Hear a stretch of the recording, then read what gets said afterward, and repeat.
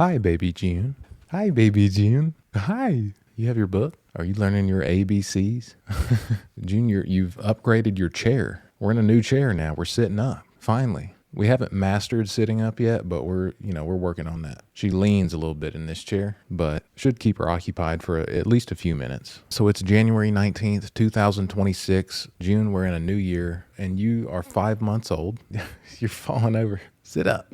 Oh, sit up. There you go. Look, balance yourself. We're still learning.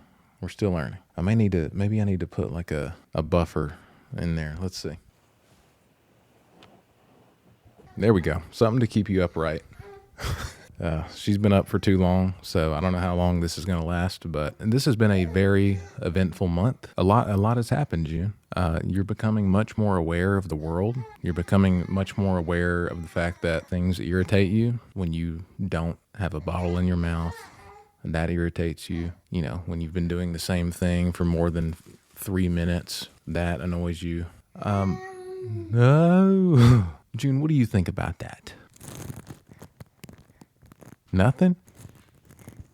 You look like you wanted to eat the microphone for a second. That's one thing that happened this month is that June started solids. She started eating purees. She's had a few different things so far this month. She's had pumpkin, she's had sweet potato, she's had green beans. Surprisingly, she really liked the green beans. I think that was the first thing that we gave her. I think I have a video of the first time that we gave her solids. What do we think? I don't know. Yummy. Yummy. Is it good? You like green beans? Okay. She's been loving those. She's been having a blast with solids. Yeah. Oh, gosh. She's spitting up. There you go. Yeah, like she's ravenous. She absolutely loves food, which is good because I've heard that, that's a big struggle with kids once they get a little bit older, especially, like in the toddler stage. So I'm hoping that her love for food lasts.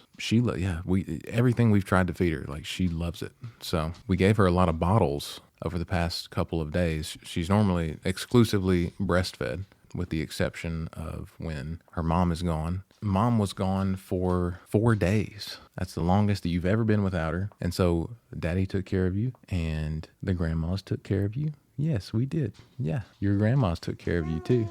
Yes, they did. You want to tell them about that? Yeah, so mom was in New York City. She was in New York City for work. She left us for 4 days. Can you believe that? It's the first time that your mama has been without you. And it's the first time that she's been without me for that long, at least. Literally ever since we met. Me and mom, we've been inseparable since we met. I don't think we've been apart longer than maybe 24 hours since we've met. Your mama's my best friend, but you are too.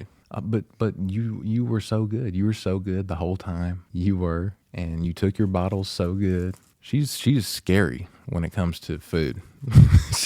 She's like, you attack those bottles, don't you? I wish I recorded it. I showed you one of your bottles after I made it, and you started going crazy. But, having the grandmas here was so nice. It's a huge help. It really does take a village. There's a reason that's such a famous phrase. It feels like we don't really have a village, at least most of the time. Like I said, that's why we're moving back home. We're moving back to the village. Another thing that we started this month, this doesn't really have anything to do with June, I guess a little bit, but mom and I started doing 75 Hard. I don't know if you ever heard of 75 Hard, but it's like a health challenge thing. Let me look up the rules. It's very intense. The rules for 75 Hard. So you have to follow a diet with no cheat meals whatsoever. You have to drink a gallon of water per day. You have to do 2 45-minute workouts per day, and one of those workouts has to be outdoors, and you have to read 10 pages of a book per day, and then you have to do that for 75 straight days. Junie, we did that successfully for about 7 days, but then we realized that doing 75 hard with a baby, it's not really feasible. So I saw a TikTok that was like, I tried to do 75 hard. They should really rename 75 hard to 75 inconvenient. It's not really feasible for a lot of people's lifestyles, especially when you have a 5-month-old, just because they demand so much of your time. And like, how am I supposed to find time for 2 45-minute workouts? And then one of them has to be outside. And like, also it's January, it's freezing. Like, what am I going to do for 45 minutes other than freeze to death? Oh, that's another thing that we've started doing is everything she touches, it goes straight in her mouth. No, it's okay. Oh my gosh. Oh, it's okay. Are you mad that you can't put that entire book in your mouth? So anyways, what Mom and I have decided to do is instead of doing 75 hard, we're going to do infinity medium. What's Mama bringing you? Mama's bringing you a brand new toy. It's a fidget spinner. Okay, there you go. That's something different. What do you think about that? Look. I don't know if she's impressed. So yeah, infinity medium, which again, I saw that on a TikTok, which is basically like, instead of doing this like super strict challenge where you can't have any fun and everything sucks, instead like just following a diet with no cheat meals whatsoever and working out for 90 minutes a day. Why not just like, just eat like a normal diet, don't go too crazy, have some good food every once in a while and do like a little 30-minute, maybe 45-minute workout every day. And that has been a lot more sustainable for us. So that's what we've been doing. So we're just trying to, take better care of ourselves. We want to be in good shape for June, make sure that we can keep up with this little girl because she's starting to get, did I miss what happened? Oh, it's right here. There you go. We want to be healthy for her and make sure that we can keep up with her because she's a lot. She's a handful, Yeah, so I'm looking at my notes here. Something that I wrote was that I said I'm going to rip my hair out, which is saying something because I basically don't have any hair left. That's all I said. But I know what that's in reference to. And it's in reference to the fact that June was not sleeping at all at the beginning of this month. So you may have heard of the famous 4-month sleep regression. If not, that is basically when babies reach 4 months old, they typically decide that they no longer want to sleep at all. So basically, June started to wake up like every hour and a half. The longest she would go was maybe 2 hours every night. And this went on for like 2 weeks. And it got to a point where I was like, I can't do this anymore. I just can't. It's me and my wife felt the same way. If we don't do something about this, we are going to go insane. I had heard about this sleep training method called the Ferber method. And I remember hearing that, you could start it when your baby is 4 months old. They recommend starting it between 4 and 6 months. And so, June was 4.5 months old at this point. Don't eat that. No, don't eat that. Yeah, I know that sleep training is kind of controversial. I know some people don't really like it, but I gotta say, sleep training this baby was the best thing that I have ever done. And of course, it's only been like 2 weeks since I did it. Literally, like it's been like night and day. Like the difference has been absolutely night and day. We went from her waking up every night. My wife and I would wake up in the morning and it would like, we'd just be, we might as well have not even gone to sleep. Like we felt horrible every morning for like 2 weeks straight. Like I said, one day I just woke up and I was like, look, like we got to do something about this. I decided we were going to start the Ferber method. And literally within 3 nights, she was sleeping basically through the night. And ever since then, she's done so well. She's been sleeping straight through the night. I think the shortest stretch that she's had since that like 3rd or 4th day of sleep training was like 10 hours. If you haven't heard of the Ferber method, it's really well researched. I know that a lot of people don't want to sleep train because they're worried about their babies being stressed out and, feeling abandoned, which I understand, but the Ferber method does a good job of making sure that they're not really stressed out. Like, I promise you, she was not that stressed out while we were doing this.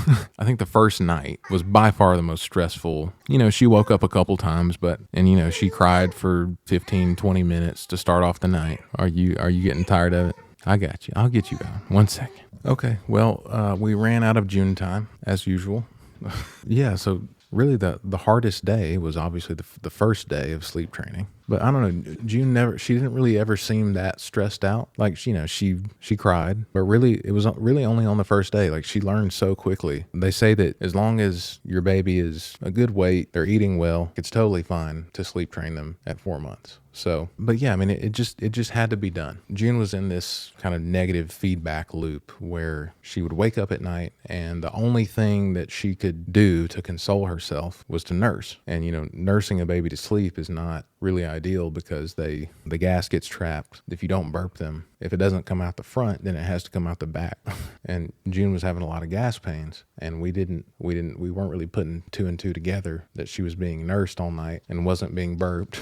In hindsight, it's like, well, yeah, of course she was having gas pains. She was waking up all night. She just immediately wanted a boob, which it's, same, but it's just not really conducive to good sleep. Long story short, we're really glad that we decided to do sleep training. I ended up doing it on my own because my wife was like, look, I can't listen to her cry, which I totally understand. Like, I was like, it's totally fine. And like I said, it only took a few days. So it really wasn't that big of a commitment for me. So, and it was by far the best thing that I've done since we had her. It's the most helpful thing that I've done since we had her, because now, we have our nights back. She goes to sleep at around 7:30, and then we have that like 7:30 to 10 o'clock time frame from when we go to bed. She sleeps from 7:30 to 6:30, and it's like living two different lives, honestly. Within a 72-hour period, we went from her waking up 7 times a night to her sleeping 12 hours straight. I highly recommend it. This is a very well-researched thing, by the way. The Ferber method has been around for a long time. Your baby is not going to feel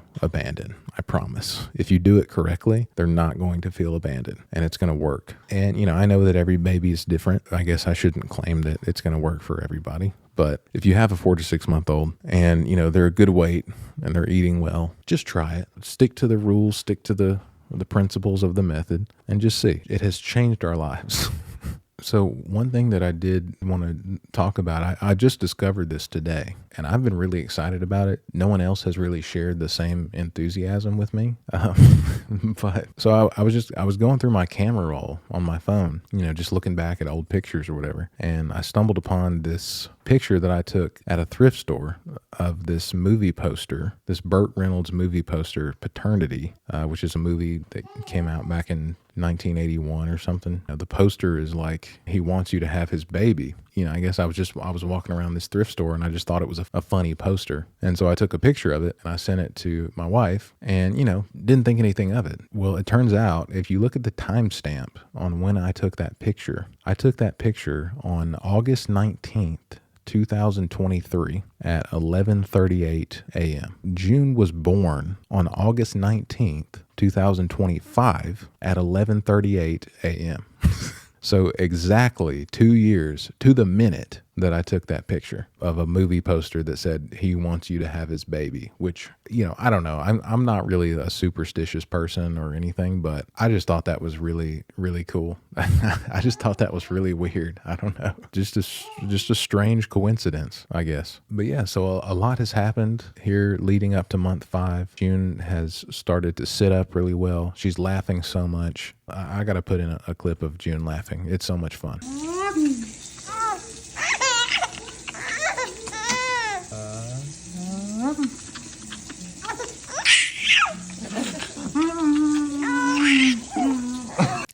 That makes your life, like making your baby laugh fulfills your life. I don't know how else to explain it. Yeah, I'm really looking forward to when she can reliably sit up. She's sitting up a little bit, but she can't quite like hold herself up.